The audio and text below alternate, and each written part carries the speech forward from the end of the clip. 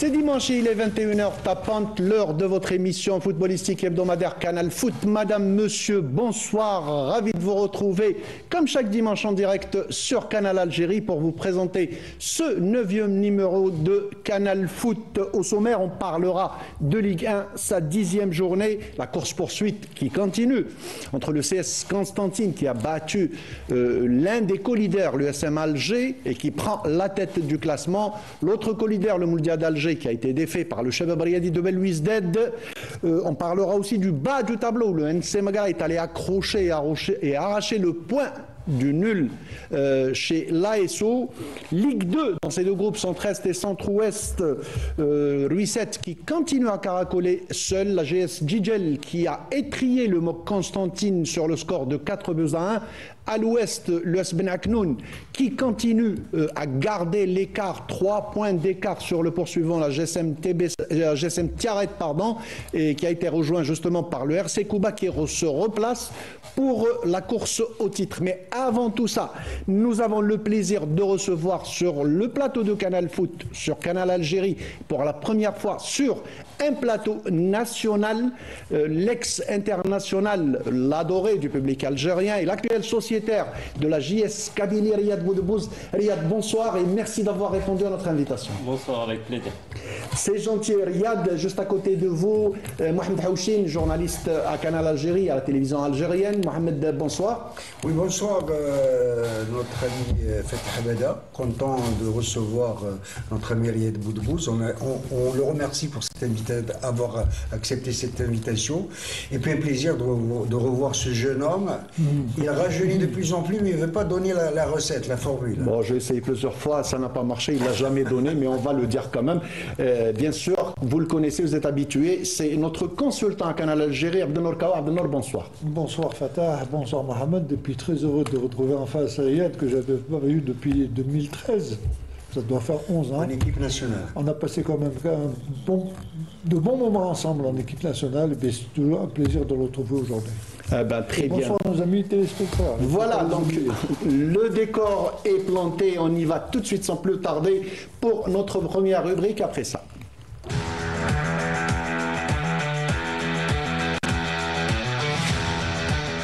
Comme d'habitude, madame, monsieur, notre première rubrique est toujours entamée par notre consultant Abdelnour Kawa et c'est les 3 points de Kawa. Abdelnour, qu'est-ce qui a attiré votre attention cette semaine?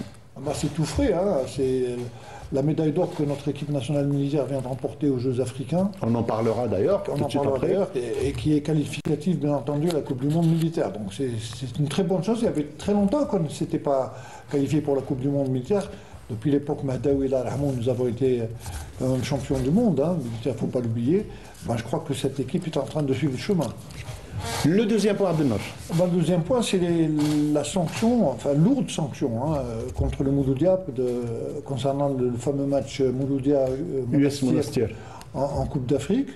Le MCA a été sanctionné de 4 matchs de suspension, 2 fermes, 2 avec sursis sur une durée, je crois, de 4 ans. Vous pouvez expliquer, Abdelnour, sur une année, une durée d'un sursis sur une année, ça veut dire quoi? Ça veut dire qu'à la moindre escarpade, ça va être la sanction. Donc la sanction sera maintenue et les 2 autres matchs seront bien entendu suspendus. Et une forte amende qui a été décidée par la CAF, $50 000 d'amende. Hein.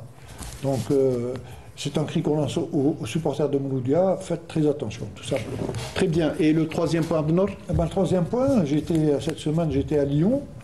Nous avons été invités par des associations qui activent au niveau de Lyon, des associations algériennes, pour commémorer le 70e anniversaire du déclenchement de la Révolution. Et bien entendu, de parler de l'équipe FNL.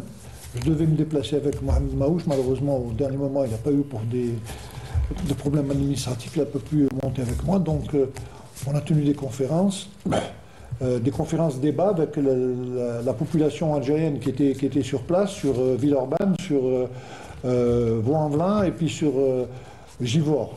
Et je tiens d'abord à saluer tous ces gens-là qui nous ont portés très haut, qui nous ont très très bien accueillis. Et peut-être que la semaine prochaine, on essaiera d'avoir un petit résumé de ce qui a été fait là-bas. Super, très bien, merci beaucoup Abdelnour. Avant de transiter sur la prochaine rubrique, vous avez dit une chose très très importante, et d'ailleurs même Riyad à son arrivée, parce que eux justement ils ne jouent pas parce qu'ils ont beaucoup de joueurs en équipe nationale militaire. Ben voilà, vous avez la réponse Riyad, notre équipe nationale a gagné, vos coéquipiers ont gagné la médaille d'or et donc une place qualificative pour le mondial militaire. C'est très bien, félicitations à eux. Je ne doutais pas, je connais les qualités de mes partenaires déjà et je savais qu'ils allaient monter au classement, qu'ils allaient faire une belle chose là-bas et je suis content pour l'équipe nationale militaire. Mohamed Haouchine, un petit mot? Écoutez, de toute façon, l'équipe nationale militaire a toujours honoré les couleurs nationales et c'est pas une surprise avec un entraîneur qui connaît bien le foot, Kamel Qassissaïd, effectivement. Donc on croise les doigts, il y a 5 ou 6 joueurs de la JSK, plusieurs joueurs du Parado, enfin toujours est-il qu'ils ont hissé le drapeau national, c'est tout à leur honneur et félicitations. Voilà, donc les choses sont dites. On va justement voir un sujet, pas uniquement, une fois n'est pas coutume, pas uniquement pour le football. On va commencer par le football, mais un sujet qui parle de la participation algérienne de notre équipe nationale militaire dans ces Jeux africains, un sujet préparé par Sarah Derbel. Sacrée championne d'Afrique, la sélection nationale militaire a battu le Cameroun dans un match équilibré. La détermination des Algériens leur a permis de porter très haut l'emblème national et de représenter l'Algérie de la meilleure des manières.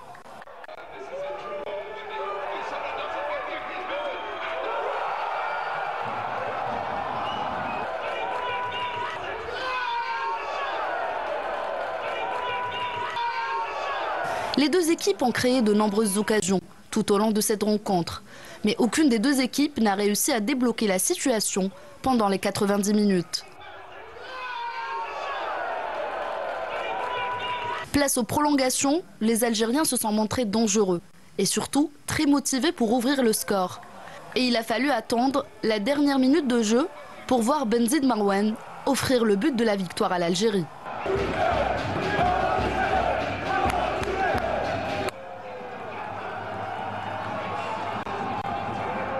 Une autre médaille d'or vient enrichir la moisson déjà impressionnante des athlètes algériens, qui continuent de briller dans diverses disciplines lors de ces Jeux africains militaires.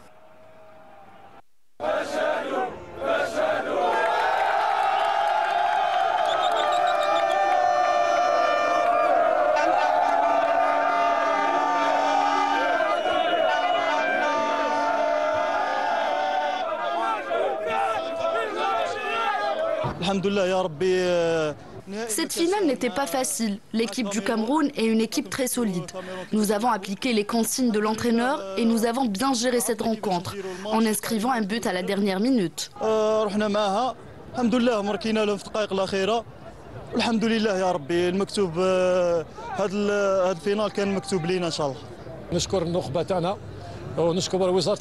Je remercie toute l'équipe et je remercie le ministère de la Défense qui a mis tous les moyens nécessaires à notre disposition pour pouvoir décrocher cette médaille d'or.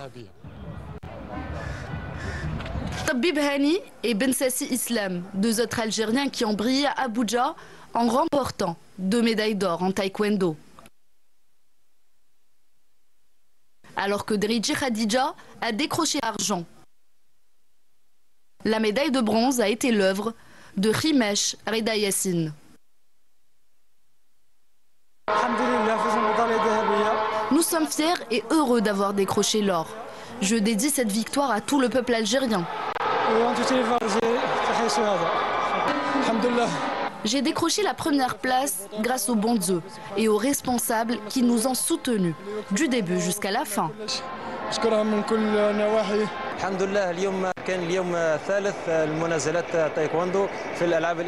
le 3e jour de compétition pour le taekwondo. Nous avons décroché 3 médailles d'or, 3 en argent et 3 en bronze. Nous pourrons avoir d'autres médailles, puisque la compétition est toujours en cours.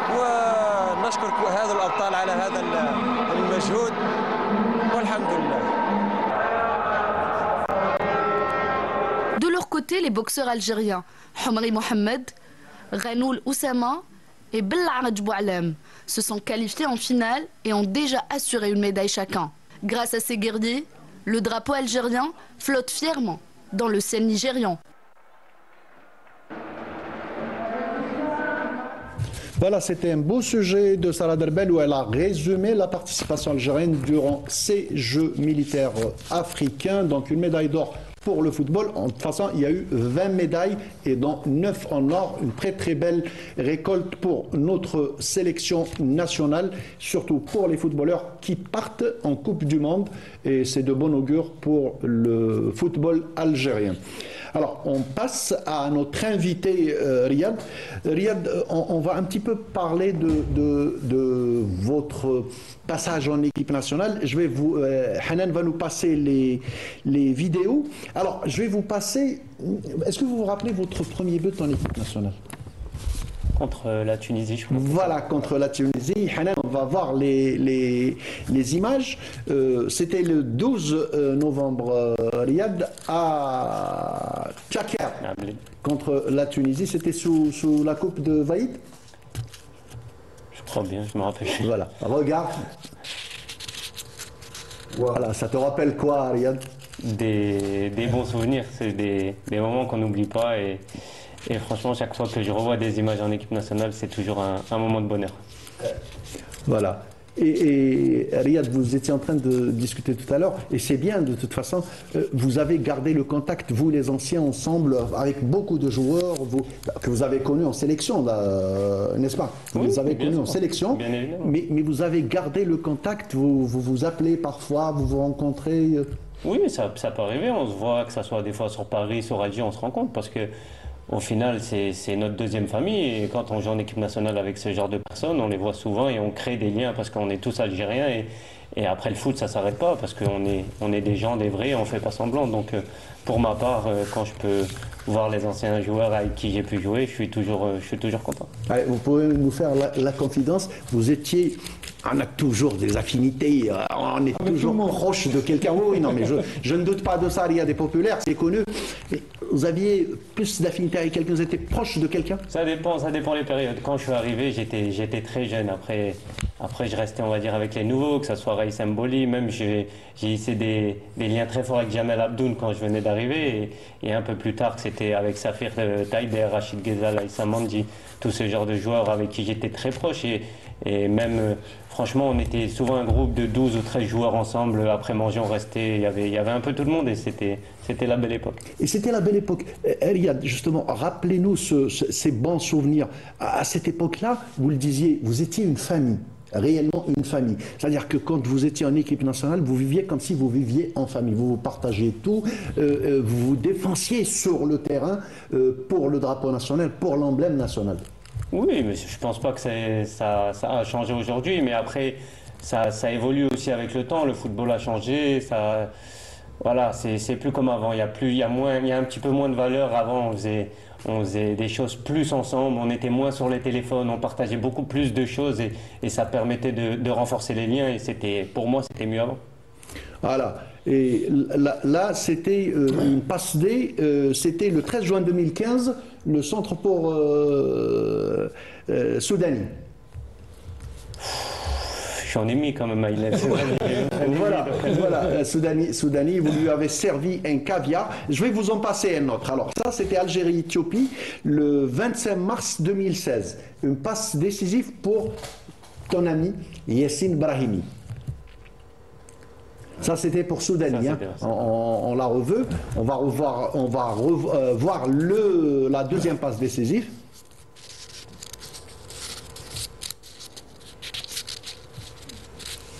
Et quel est le secret, Riyad, le secret dans cette ouverture du pied quand...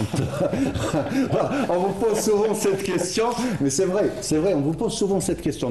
C'est l'apanage des gauchers, ça on le sait. Mais vous particulièrement, une patte gauche quand même très précise. Oui, franchement, je ne l'ai pas travaillé sur les corners ou quoi que ce soit. Voilà, j'ai grandi avec ça, après on essaye de l'améliorer avec le temps, mais il n'y a pas de geste secret. Voilà. Et puis, vous vous entendiez très très bien, c'est-à-dire à un certain moment, après quelques matchs, vous vous retrouviez les yeux fermés avec les joueurs. Oui, franchement, pour moi, c'était très facile parce que tu arrives dans une équipe nationale où il y a tous les meilleurs joueurs de ton pays.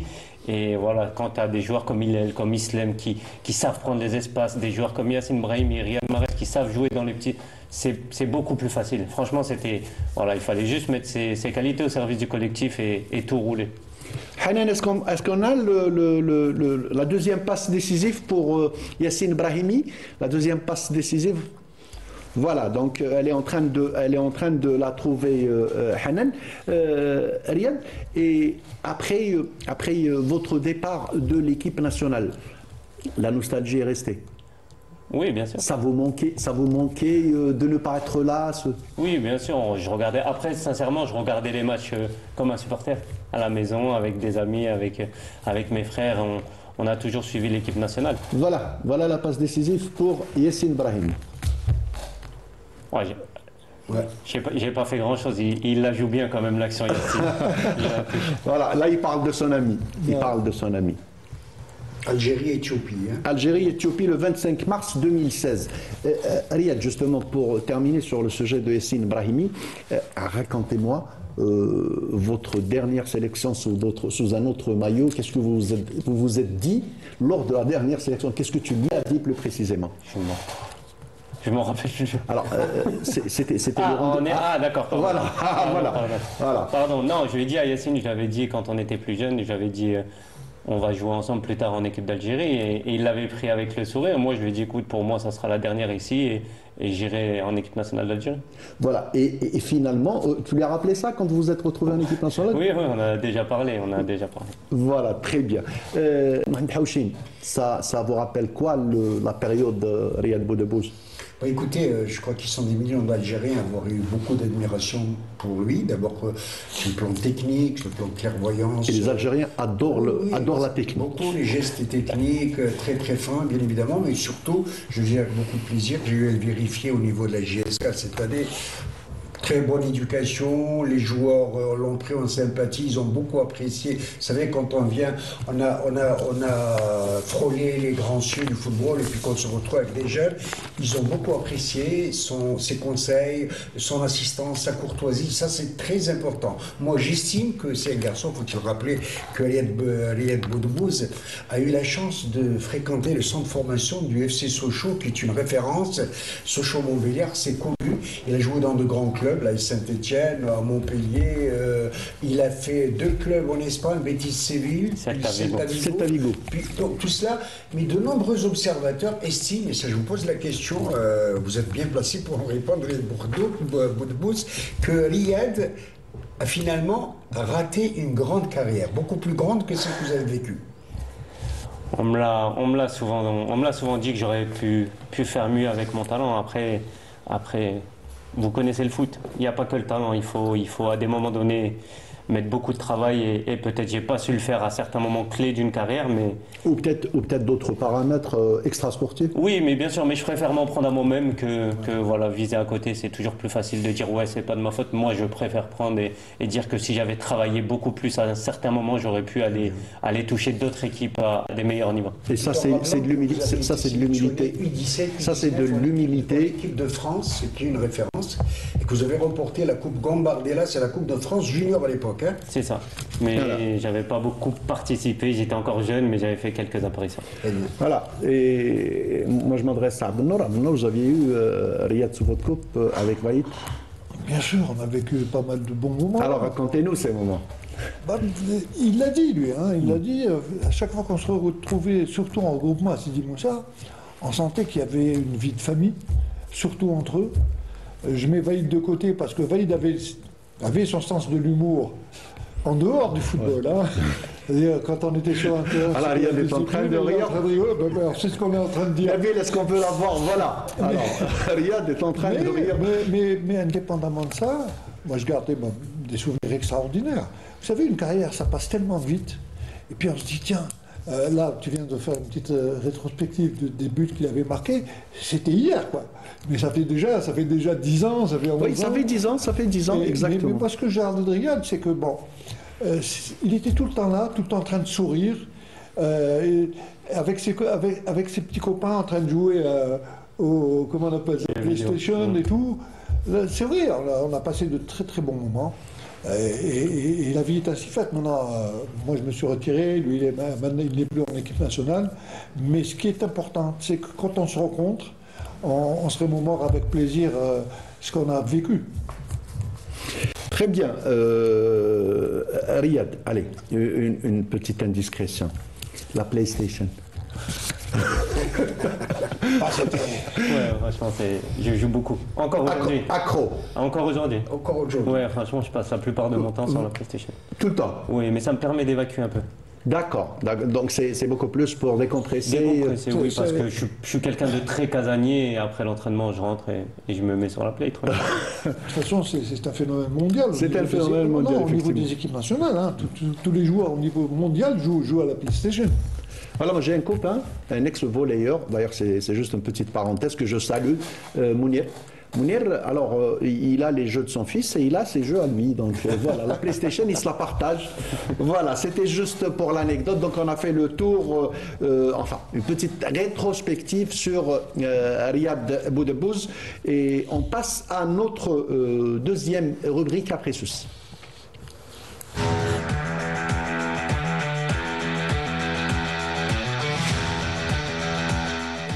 Voilà notre deuxième rubrique qui est la Ligue 1 pour sa 10e journée. Alors, changement à la tête du classement, c'est le CS Constantine désormais qui a pris la tête du classement après avoir battu le premier colidaire, l'USM Alger sur le score d'1-0. Le Mouloudia aussi qui a perdu face au Shabab Riadi de Belouizdad. On va voir tout ça en détail. On commencera par le match qui a opposé le CS Constantine à l'USM Alger et c'est un sujet préparé par notre ami Ismaël Belkaïdia.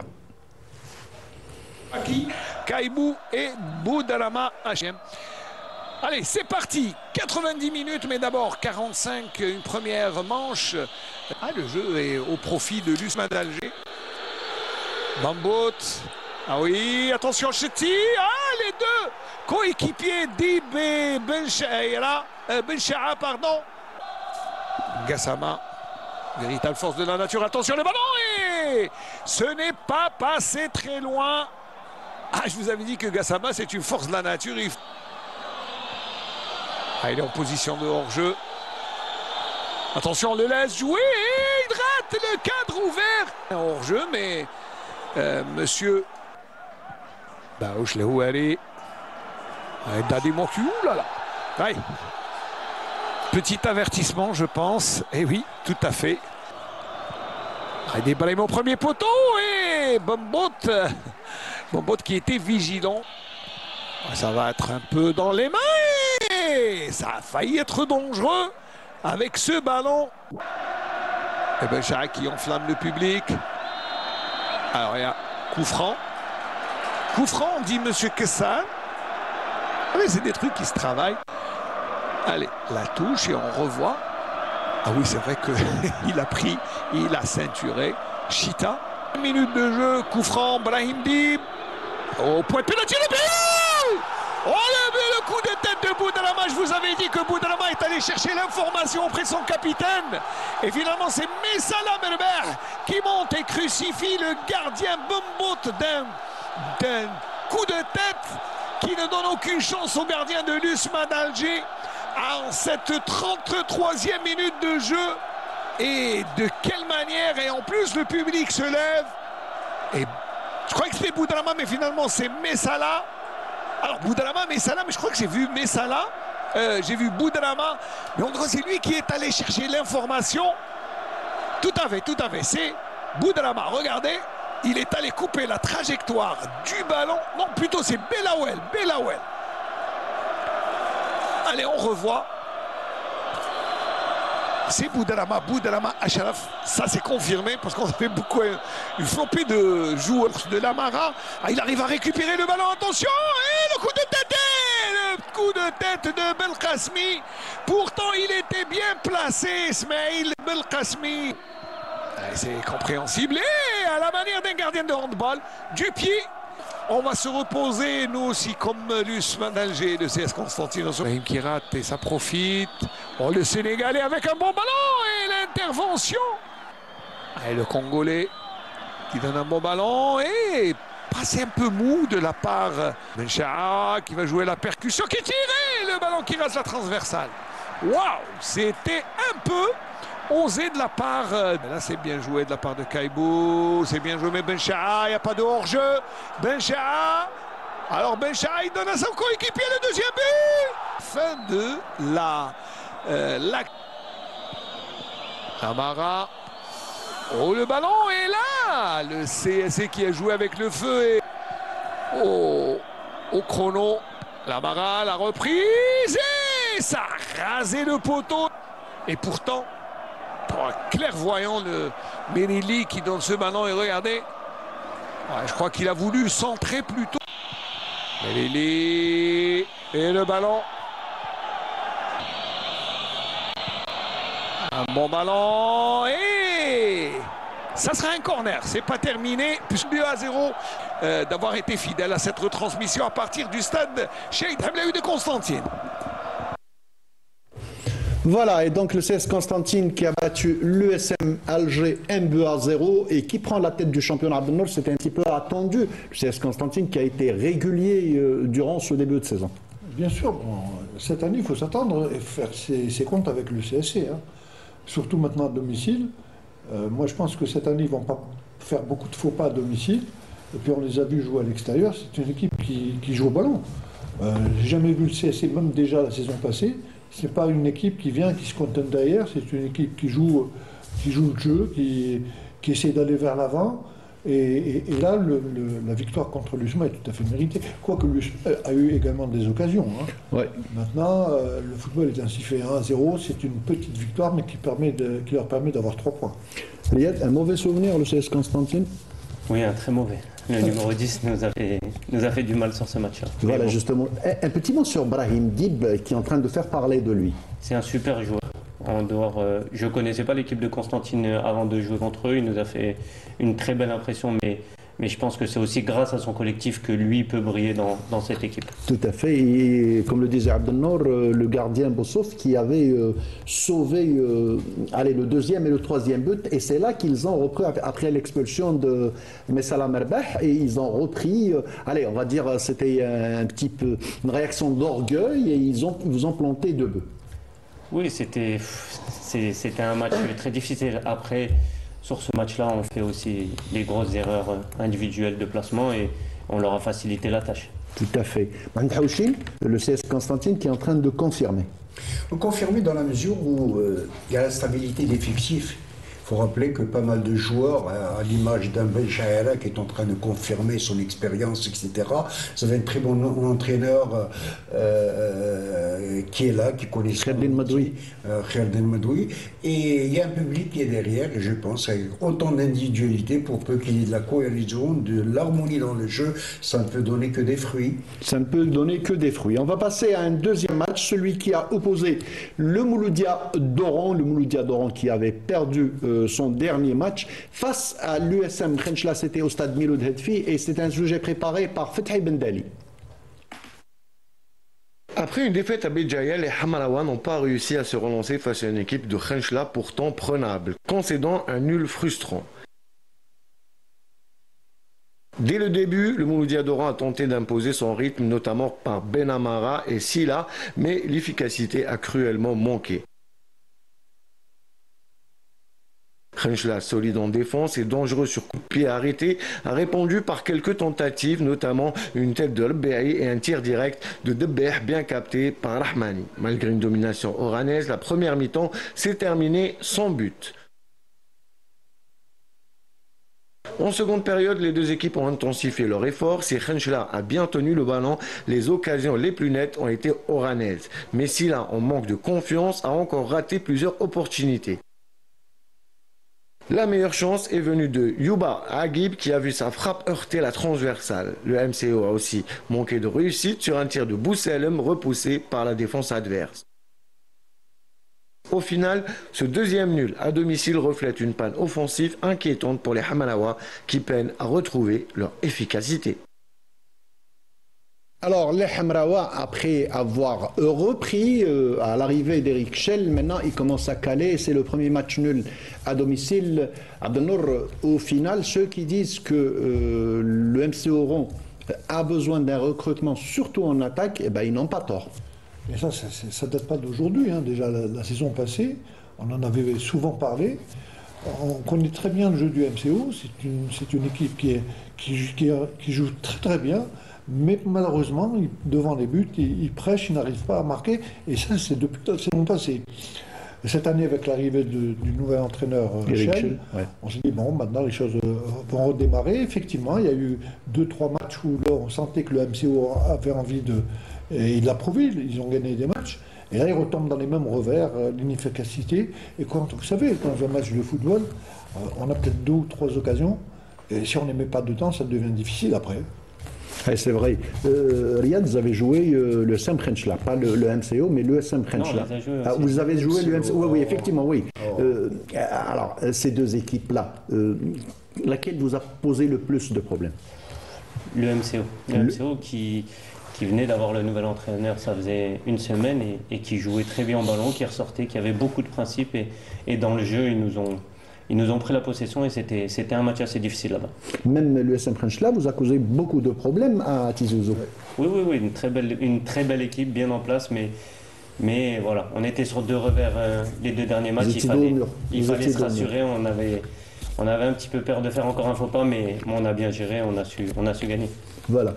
Mohamed Haouchine, un match nul quand même au goût de défaite pour le Mouloudia d'Oran. Écoutez, c'est dommage quand même. Eric Schell, depuis qu'il est là, il a su insuffler du sang neuf à cette équipe. Il y a un public, les Hamra, on les connaît, toujours fidèles au MCO, ils étaient derrière. Et puis malheureusement, il y a eu l'accident, je l'appellerai comme ça, d'Arbou, où le MCO menait 1-0, vous vous rappelez, et puis qu'ils ont fini par craquer en fin de match, 3-1. Je pense que ça a apporté un coup au moral des Hamraoua. Et puis à côté, le match qui a suivi, Khenchla, on le connaît, que ce soit à domicile, même à l'extérieur, c'est une équipe accrocheuse, ils ont posé beaucoup de problèmes et le MCO n'a pas pu solutionner, n'a pas pu trouver. Ils ont eu des occasions, mais il manque toujours ce dernier geste, le finish manque, et puis sur ce plan-là, moi je pense que Eric Schell, il faut lui faire confiance pour remettre la locomotive sur rail. Abdelnour, le SM Khenchla, vous en avez pas parlé, c'est quand même une équipe qui s'impose maintenant. C'est une équipe, après, allez, on va dire, même à l'accession, ils ont fini 4e ou 5e, leur première année de l'accession, mais là, ils commencent à s'imposer et ils inspirent du respect carrément. Vous savez, si vous vous rappelez, il y a 2 ans de ça, quand notre ami était Nabil Neriz, oui. avait pris cette équipe, ils avaient commencé par un très mauvais début. Ah oui, c'était 3 défaites consécutives. Par la suite, on a vu que c'était une équipe qui arrivait tout de suite à s'adapter au rythme de jeu de la Division 1. La deuxième année, elle a été moyenne. Cette année, bon, ils sont beaucoup plus aguerris. C'est vrai qu'il y a beaucoup de joueurs qui sont partis, hein, à l'image de leur buteur qui est au Mouloudia depuis la deuxième saison. Non, de Bayazid, oui. Mais même Bako, également. Le Ghanéen aussi. Moi, je parle de Bayazid, parce que Bayazid est au Mouloudia d'Alger, Bako est au Mouloudia d'Oran. Non, Bayazid, quand il était à c'était le buteur. C'était chaque match, il arrivait à marquer des buts. Maintenant, c'est vrai que c'est une équipe qui est encore... Ça, c'est à peine la 3e année. Mais ce qu'il y a de bien chez Khenchla, c'est qu'ils font tout pour essayer de se maintenir et de s'améliorer au fil des saisons. Ils ont aussi un 3e très bon joueur, c'est le Nigérien Omoyele, qui est au CS Constantine. Voilà, il y a aussi CS Constantine. Excusez, quand vous perdez 3 bons joueurs comme ça, c'est pas facile. Mais là, ce qui est positif cette année pour Khenchla, c'est qu'ils sont gérés par une société nationale. Donc, ça leur permet. Il y a moins de problèmes financiers. Tout à fait. Voilà.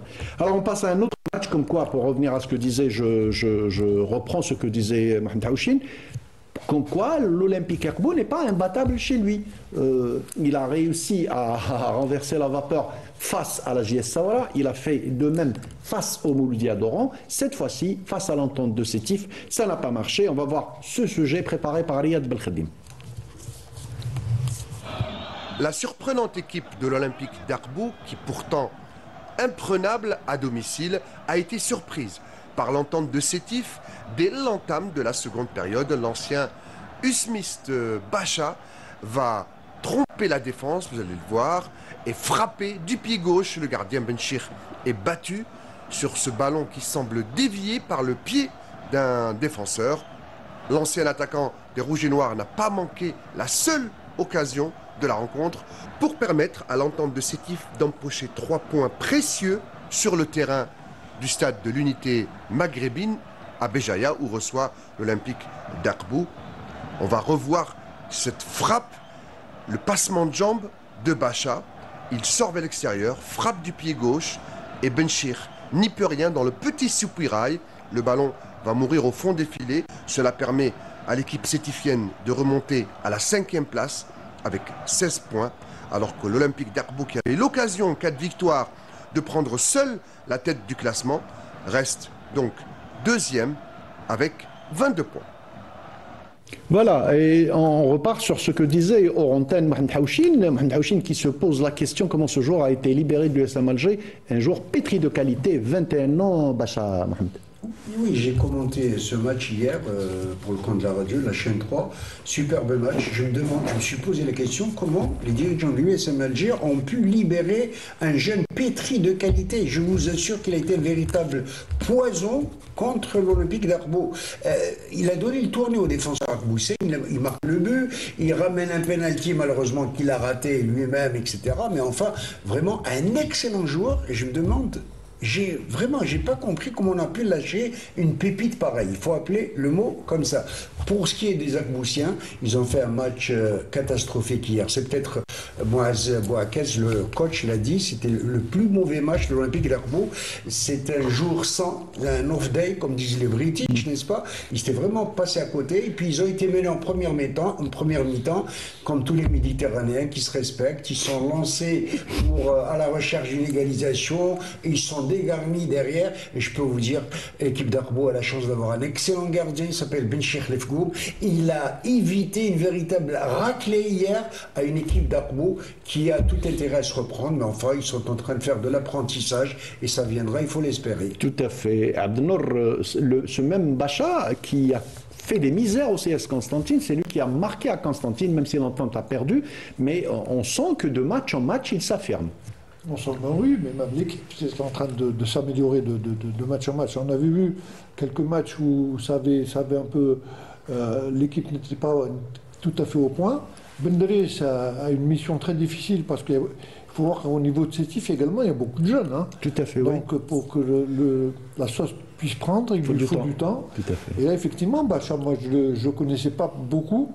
Mais c'est vrai que quand on a une équipe qui a un joueur de 20 ans ou de 21 ans... On ne lâche pas. Surtout s'il a des qualités. Tout à fait. Donc, tant mieux pour Sétif. Bon, mais il ne faut pas aussi qu'on prenne la tête aussi pourAqbou. Hein.Aqbou vient d'accéder, on a vu un peu... mais bien sûr, c'est tout bénef. Bien sûr, tout est bénef. Et je pense qu'il y a encore des possibilités de se classer parmi les premiers. Tout à fait. Riyad, est-ce qu'on vous a parlé, à votre arrivée en Algérie, est-ce qu'on vous a parlé du fameux second souffle sétifien? Non. On ne vous a pas parlé du fameux... C'est assez vieux, ça. Hein, voilà, c'est pas vieux. C'est pas vieux. En 2014, c'est pas vieux. Il y a des joueurs en 2014. Ça pas de 2014. Moi, je parle du second souffle. Non. Mais le fameux deuxième souffle sétifien, c'est après 62. Ouais. Et c'est parti jusqu'en 2014. Alors, pour l'histoire, l'entente de Sétif peut vous endormir. Ils peuvent vous endormir pendant toute une mi-temps, pendant les 3/4 d'un match, et ils vous sortent 15 dernières minutes venues d'une autre planète. Voilà, ça c'est le fameux second souffle sétifien. Là, les jeunes de cette année, ils commencent à hériter de ça. Ça, c'est pour que vous le sachiez.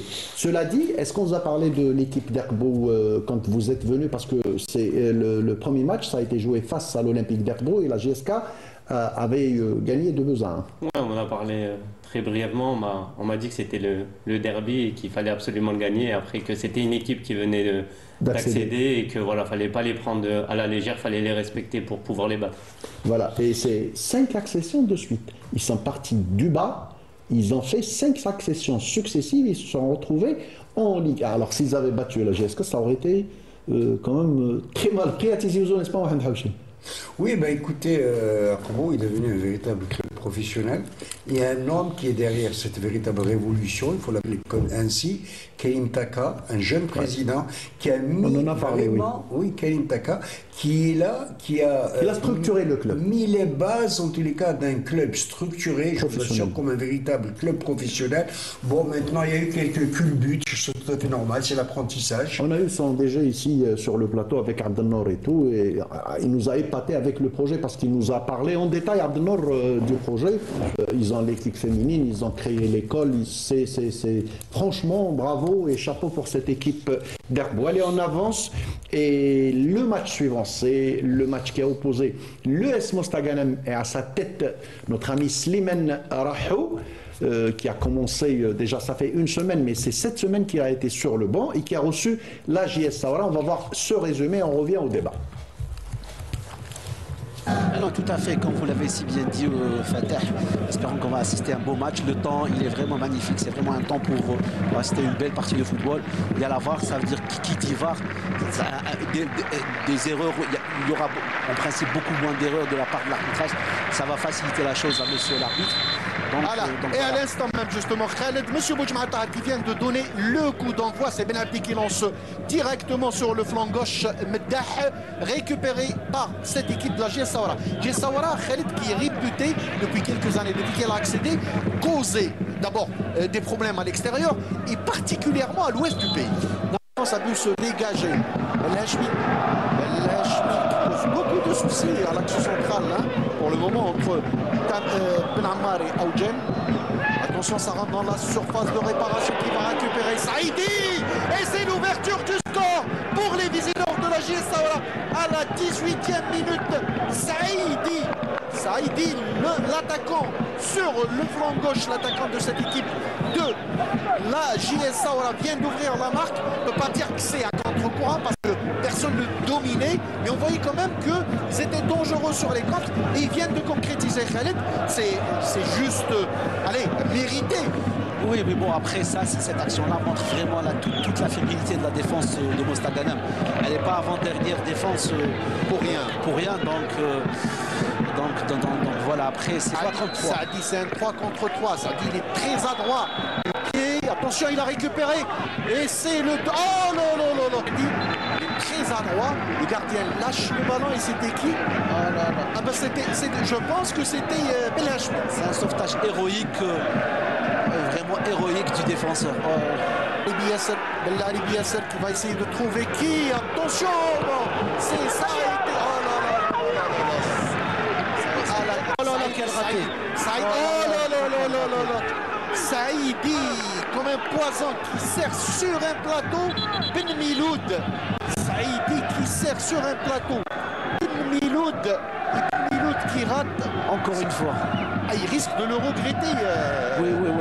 Il risque, on ne rate pas ça. Voilà, il n'était pas en position de hors-jeu. Saïdi part comme une flèche. Il le voit en retrait. Il le serre. Il part tout seul. Medden part tout seul. Medden rentre dans la surface de réparation. Medden qui rate. Très beau sauvetage. Très beau sauvetage. Cette fois-ci, c'est Hennen à la 57e minute de jeu. Medden qui rate. Mais c'est extraordinaire. Khaled, le football est comme ça. Tu rates, tu encaisses. Je suis sûr que le match ne s'arrêtera pas là parce qu'ils ont raté le KO à 2 reprises. À 3 reprises. Allez. En deuxième mi-temps. Non, l'action pour la deuxième mi-temps. Tout à fait. Oui. Celle de Belhachmi à la 39e minute de jeu. Voilà, on revoit l'action. C'est Medden qui se retrouve. Très bonne sortie du gardien. C'est Ouranem Ouaddadi. Ranem. Oh là là.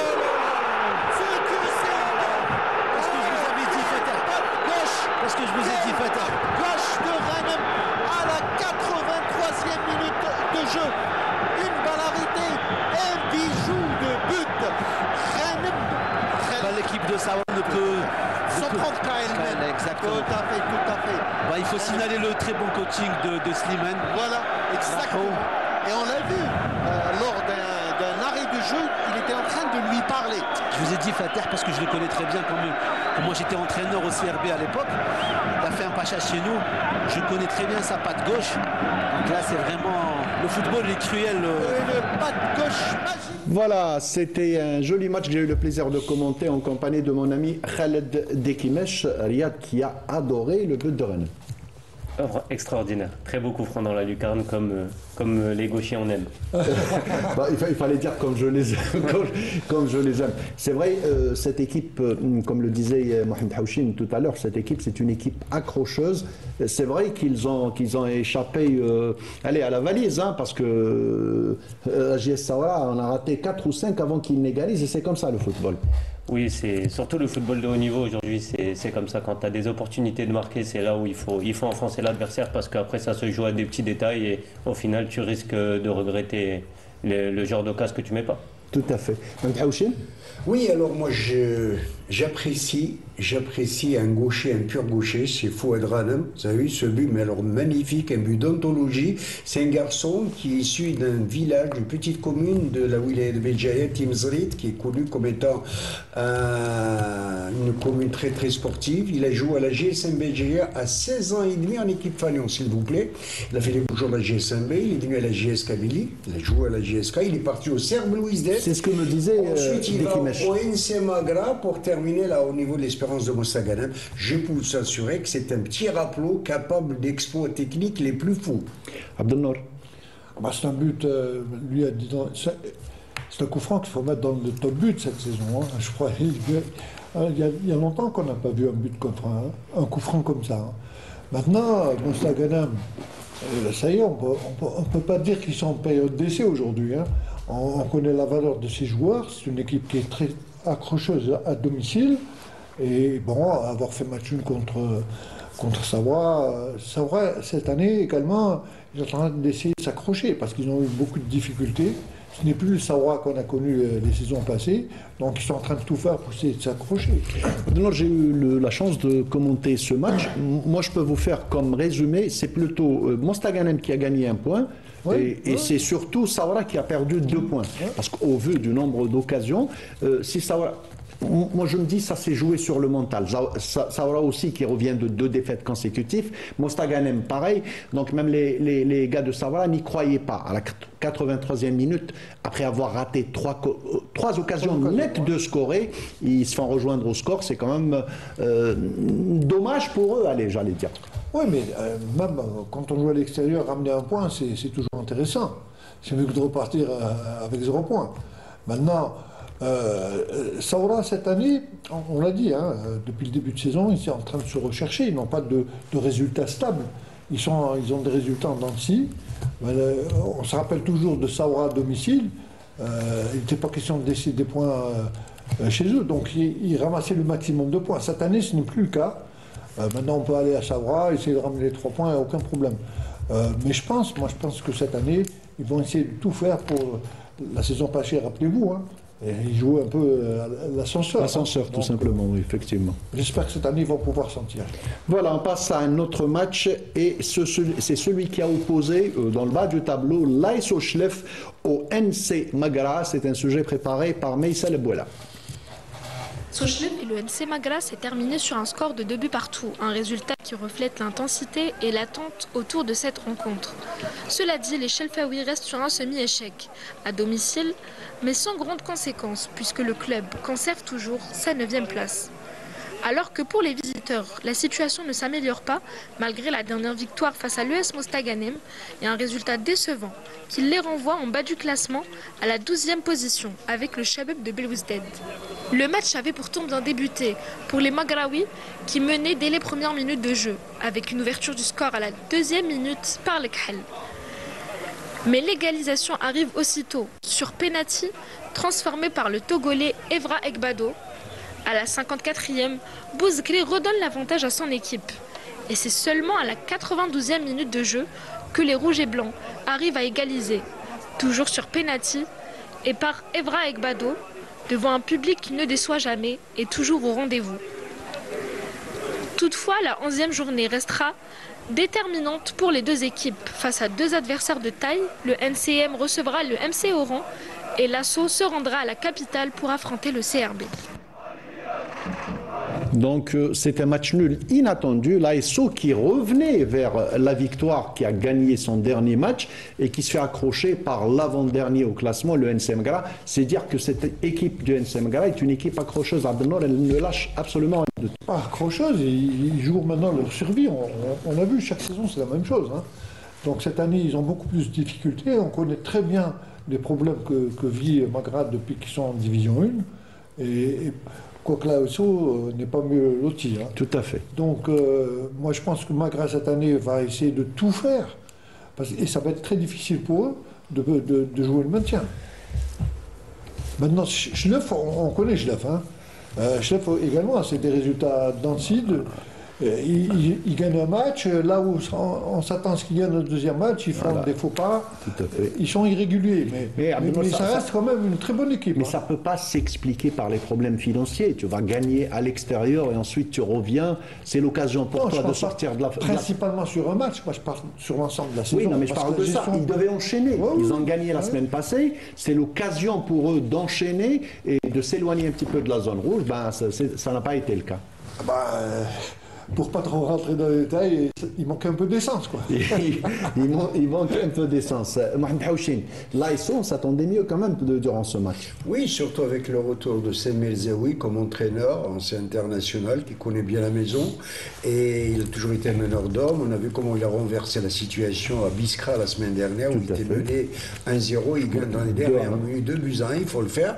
Je m'attendais à ce que l'ASO confirme un petit peu son renouveau. Mais écoutez, comme le football n'a jamais été une chance exacte. À Magra, il y a un homme qui est derrière, il s'appelle Yamin Bouarara, qui aussi est un gagnant. Ben, écoutez, tactique pour tactique, chacun a dabé ses pions. Voilà, tout simplement.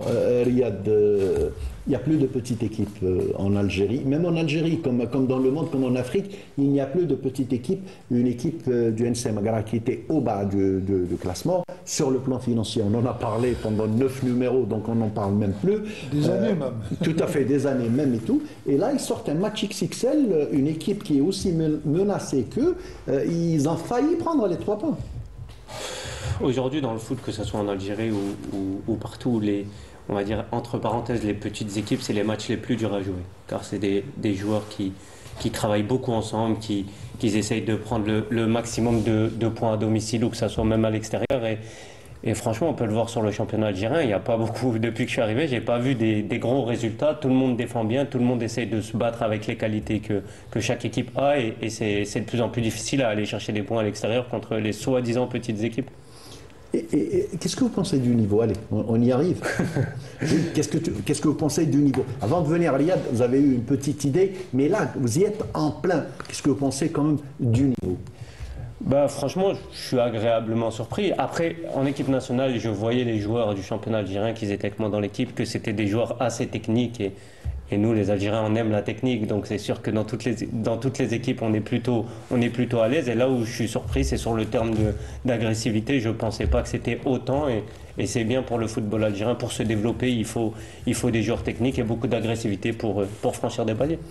On m'a fait une petite confidence, là, je vais tuer avec les confidences. On m'a fait une petite confidence, on m'a dit que Riyad Boudebouz, sur l'équipe actuelle, sur la sélection nationale actuelle, d'avant et actuelle, il apprécie particulièrement un jour, je parle sur le plan footballistique, c'est Rami Ben Sebaini. Oui, bien évidemment.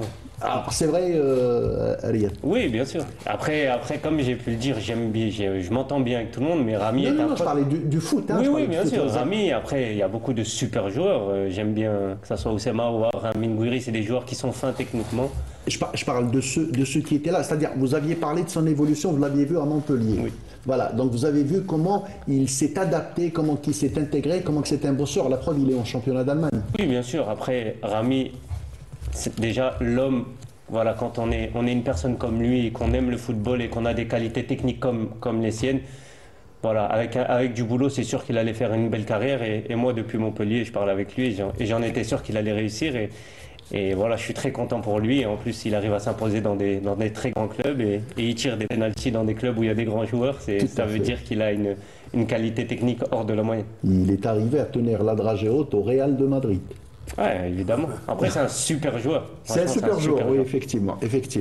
Voilà, donc c'était une petite parenthèse ouverte avec Riyad Boudebouz. On aime bien le faire parler parfois. On va passer au dernier match. On va juste voir les images et les buts. C'est un match qui va plaire à certains, qui va fâcher d'autres. Suivez mon regard. Donc c'est le Shabab de Belouizdad qui a joué le Mouloudia d'Alger. D'abord, on commence par le penalty complètement raté par Andy Delors et ensuite la belle action qui a amené le but justement d'Andy Delors sur un service de Zakaria Naïji. On pensait que, parce que le Mouloudia a dominé la première mi-temps, on pensait que le Mouloudia n'allait faire qu'une bouchée et voilà Super Slim qui arrive, qui nous sort un but, une réaction. Ça a été le véritable leader. Ensuite Benrit qui a envoyé un boulet que personne n'a vu, et Khassef dans les derniers instants qui plante le troisième but. Hanan va nous repasser, si c'est possible, les images.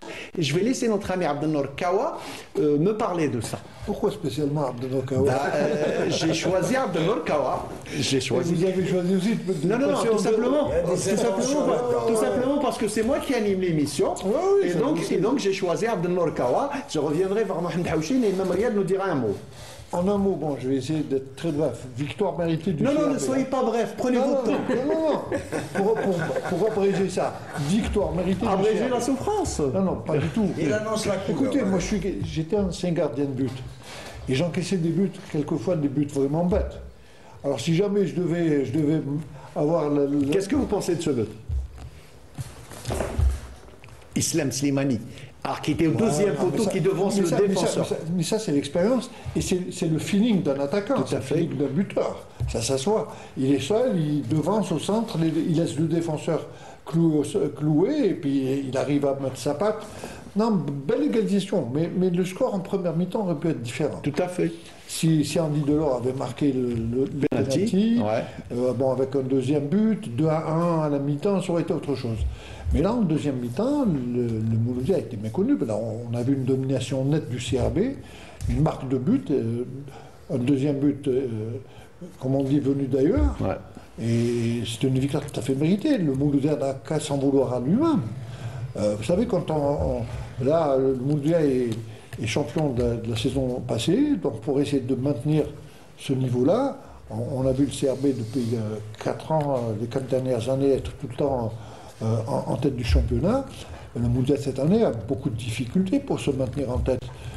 Chose l'année passée, quand on fait la différence, là ils ont marqué un but. Après 9 matchs marqués, 9 buts. Oui, 9. C'est insuffisant par rapport à la saison passée. Il avait marqué 16 ou 17 buts. Tout à fait. Donc pour moi, c'est une victoire tout à fait méritée du CRB. Et je vois pas pourquoi je dois être énervé, mon cher ami. Mais j'ai pas dit énervé. J'ai jamais utilisé ce mot, énervé. Indirectement. Je voulais qu'Abdelnour Kawa nous commente ça. Mais moi, je reviens à ce que disait Riyad Boudebouz hors antenne en début.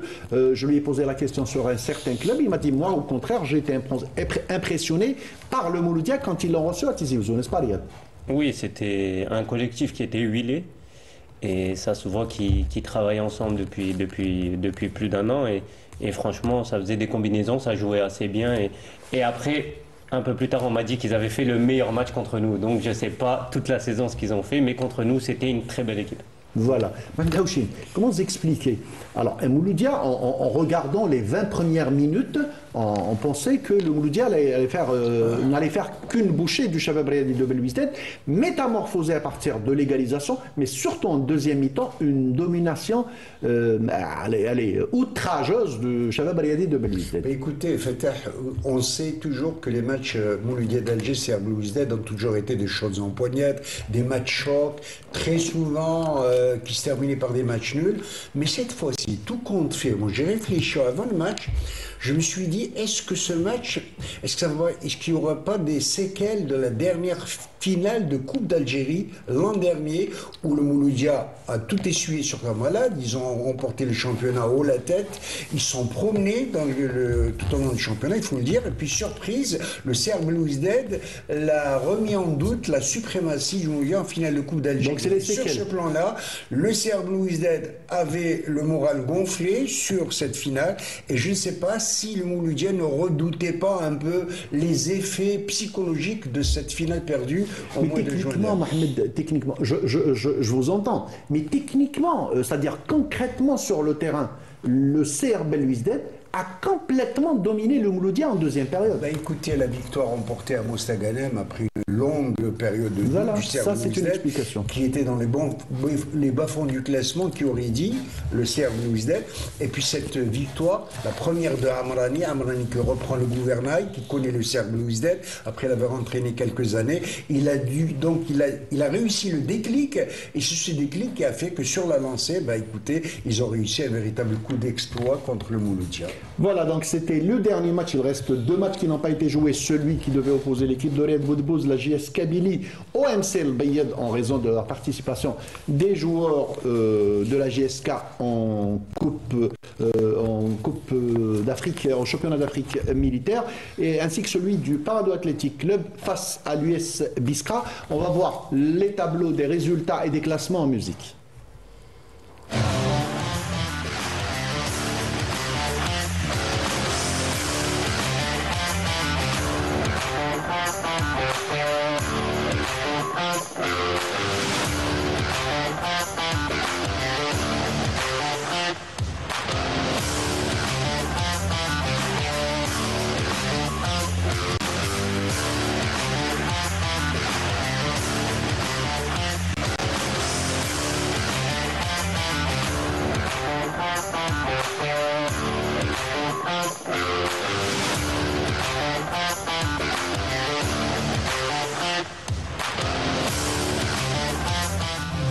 Voilà, donc c'était le tableau des résultats et des classements. Riyad, vous êtes en 7e position avec 13 points, vous avez 2 matchs en retard, vous gagnez les 2 matchs et vous vous retrouvez en 2e position.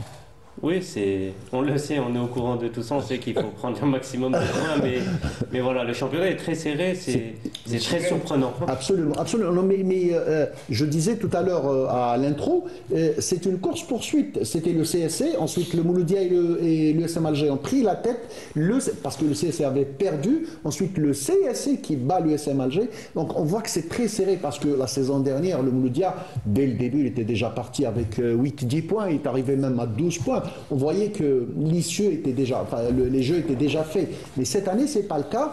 Allez, on va voir, on va dire 6-7 équipes quand même qui vont jouer le podium. Oui, c'est très bien, c'est disputé et voilà, il y a beaucoup de compétitions et c'est tant mieux pour le championnat. Comme ça, aucune équipe n'a le droit de se relâcher et se poser les bonnes questions chaque jour, que ce soit à l'entraînement ou dans les matchs. Ça, c'est l'avis du joueur, l'avis de journaliste.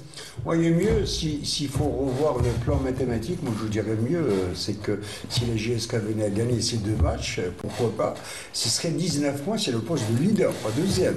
19 points. Ah pardon, mais à culpa, oui. Alors, j'ai fait comme le joueur de la JS Saoura. J'ai pensé 19, j'ai dit 16. Ismaël Mouloudia également un match retard. Hein. Oui, non mais je veux dire, avant ça, non mais le Mouloudia, combien il a? Oui, 9 points. Donc non mais sur ce classement-là, si la JSK avait joué, la JSK serait leader avec 19 points. Moi je reviens juste à ce qu'avait dit Riyad sur le fameux match Mouloudia-JSK. Tu avais dit que on sentait que c'était un match XXL du Mouloudia. Oui. Il avait dit que le Mouloudia, on sentait que c'était une équipe qui avait déjà des automatismes et tout. C'est vrai, mais la JSK, c'est une nouvelle équipe avec un nouveau staff. Il fallait un peu de temps pour que la sauce prenne. Et là, ce qu'on est en train de voir maintenant, c'est que la JSK est en train de progresser de match en match. À l'époque du Mouloudia, si tu devais refaire le match du Mouloudia dans un mois, ça n'aurait pas été le même match. Oui, c'est sûr. Après, c'est le football. Et on est 12 ou 13 nouveaux joueurs dans une équipe. Avec un coach qui arrive aussi, qui arrive en début de saison. Et le football, tout le monde sait dans ce milieu-là que pour que la mayonnaise prenne, il faut un peu de temps. Et je pense qu'aujourd'hui encore, on se connaît pas encore assez parfaitement pour pouvoir jouer. Il va falloir encore du temps, mais plus tu gagnes de matchs, plus ça sera facile. Mais on sent que ça progresse. Oui, ça progresse, voilà. Je crois que la perche est tendue à notre ami Riyad Boudbouz. Je suis impatient de savoir, alors pour votre nouvelle expérience, première expérience en Algérie, comment ça se passe à Tizi Ouzou pour Riyad Boudbouz? Est-ce que vous êtes conscient que vous évoluez dans un club prestigieux qui s'appelle la JS Kabylie? Je l'ai compris, oui. Je l'ai compris quand je suis arrivé. Voilà. Déjà, la JSK a une histoire, une belle histoire dans le championnat d'Algérie. Et oui, plus j'y suis chaque jour, et que ce soit les matchs à domicile ou à l'extérieur, je vois le nombre de personnes qui viennent nous voir et qui nous encouragent, que ce soit au quotidien. C'est extraordinaire, et j'ai pris conscience que ce club avait une histoire très particulière et une très belle histoire. On vous a parlé de Jumbo Jet? Non. Alors, la JSK, c'était le Jumbo Jet de l'Afrique. On l'appelle en Algérie, on l'appelle le Jumbo Jet, la grande équipe des Fergani, des Bouiche, des Abdeslam. Parce qu'à l'époque de la réforme des clubs, à l'époque où ils étaient parrainés par des sociétés nationales, on avait appelé Jet la jeunesse électronique de Tizi Ouzou. Et puis comme ça produisait un excellent football, on a fini par l'appeler, les fans l'appelaient le Jumbo Jet. D'accord. Tu sais qu'actuellement et jusqu'à présent, le record de buteurs est détenu par Nasser Bouiche de la JSK, qui n'a jamais été battu. C'est 36 buts. Qui a été honoré la semaine dernière. Voilà. Nasser Bouiche, par la JSK. Voilà, donc on vous a... n'est-ce pas, mais là, on est en train de lui raconter un petit peu l'histoire, il faut le signaler. Voilà. Et on passe à notre troisième rubrique, après ceci.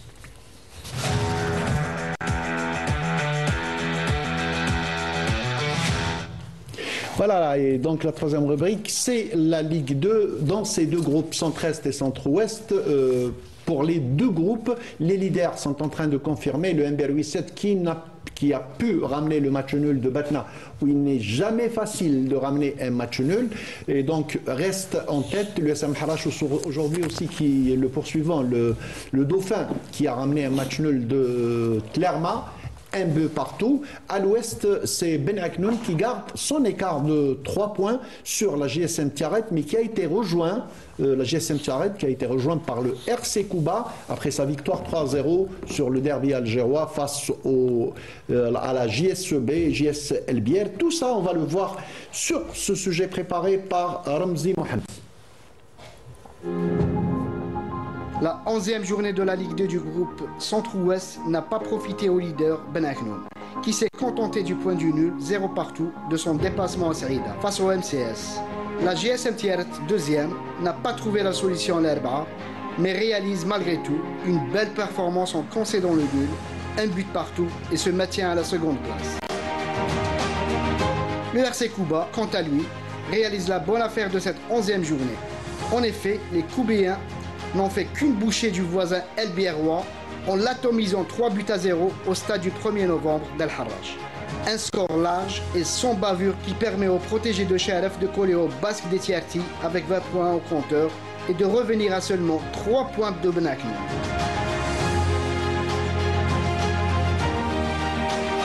La GSM Mascara, quant à elle, 6e au classement avec 16 points, avait l'occasion de se rapprocher du haut du tableau, mais le SM Proléa n'a pas laissé sa chance passer en l'emportant sur la plus petite des marges, 1-0, ce qui lui permet de se hisser à la 14e place.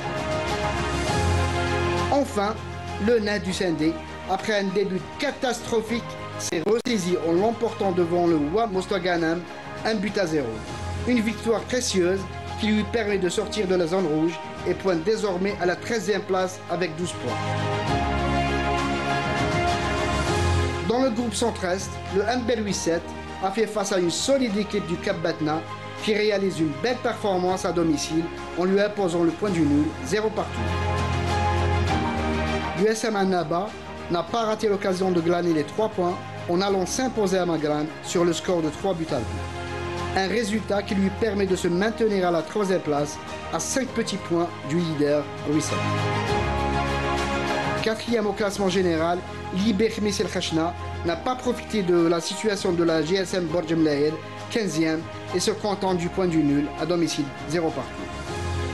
Enfin, lanterne rouge de ce groupe Est, l'US Souf ne s'en sort plus. On concède une nouvelle défaite face à l'IRB Ouargla, 1-0. Ouargla avec 13 points. Voilà, c'était un sujet préparé par Ramzi Mahamdi. On va voir tout de suite les tableaux des résultats et des classements de la Ligue 2 dans ces deux groupes centre-est et centre-ouest.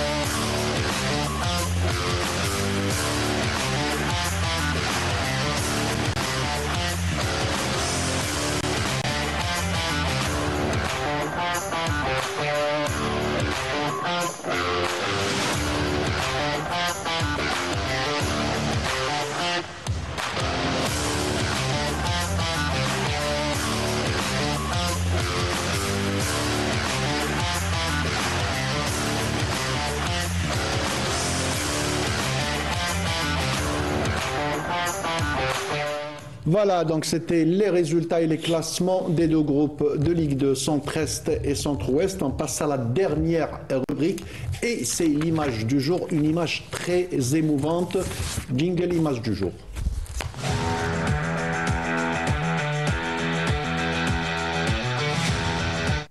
Alors, l'image du jour, mes amis, c'est l'hommage qui a été fait à Rachid Makhloufi, feu Rachid Makhloufi, Allah yarhamou, au stade Geoffroy Guichard. C'est une idole. Là-bas, on est en train de voir le Tifo, un stade que vous connaissez parfaitement bien, Riyad. Oui, je connais parfaitement ce stade, cette ville, et j'ai regardé le match, j'ai vu l'hommage, et je ne doutais pas que ce club allait faire quelque chose de grand pour ce monsieur. Et voilà, c'est très bien qu'ils ne l'ont pas oublié, que ça soit passé comme ça. Et je suis fier d'avoir pu jouer dans ce club et de voir ces images, ça me fait chaud au cœur. Abdelnour, pendant votre voyage, d'abord dites-moi un mot sur l'hommage, et puis pendant votre voyage, vous avez évoqué feu Rachid Makhloufi. Oui, on a évoqué d'abord l'équipe FLN. En général, et puis en particulier Rachid Makhloufi parce qu'il venait juste de décéder. Et on avait rencontré beaucoup d'anciens immigrés qui étaient installés à Lyon, même à Saint-Étienne, qui sont venus, même des Français qui ont assisté à cette... et qui connaissaient Rachid. Il paraît même que la Saint-Étienne va donner son nom à un stade. Donc c'est une reconnaissance extraordinaire. Vous savez qu'il était adulé à Saint-Étienne, hein, là. On a entendu Jean-Michel Larquet le dire, de toute façon. Mohamed Haouchine, ça vous évoque quoi, cette image? Écoutez, on sait que le nom de Rachid Makhloufi est intimement lié à celui de Saint-Étienne, n'est-ce pas? Et c'est tout à fait logique que le public stéphanois, n'est-ce pas, ait eu beaucoup d'admiration et rendu un tel hommage à Rachid Makhloufi, un hommage tout à fait mérité. On arrive à la fin de ce 9e numéro. On va laisser le dernier mot à notre invité. Riyad, vous vous êtes senti à l'aise avec nous? Ça s'est bien passé? Oui, franchement, merci à vous pour l'invitation, pour l'accueil. Et j'avais aussi un mot pour le peuple algérien qui m'a toujours bien accueilli depuis que je suis en sélection et depuis que je suis revenu. Le respect qu'on me témoigne dans tous les stades où je vais, partout où je sors, c'est un grand merci à eux et surtout un grand merci aux supporters de la JSK qui sont là et qui m'encouragent et qui encouragent toute l'équipe et voilà, qui me donnent beaucoup de force et à qui j'ai envie de faire plaisir et donner le maximum pour ce club. Voilà, merci beaucoup Riyad, on arrive à la fin. Merci Mohamed Haouchine de nous avoir accompagnés. Abdelnour Kawa, merci beaucoup. Je tiens surtout à remercier, mais vivement, la directrice de la communication au sein de la JS Kabylie, Madame Emel Mohandi, qui fait un travail professionnel. Voilà, quand les gens font des choses bien, on le dit, on ne cache absolument rien du tout. Merci beaucoup Madame Emel Mohandi, merci à tous les dirigeants de la JSK qui ont bien voulu nous envoyer Riyad Boudebouz, lui permettre d'assister avec nous. Merci Madame, Monsieur de nous avoir suivis. On se retrouvera la semaine prochaine, même jour, même heure. Et restez sur Canal Algérie. Au revoir.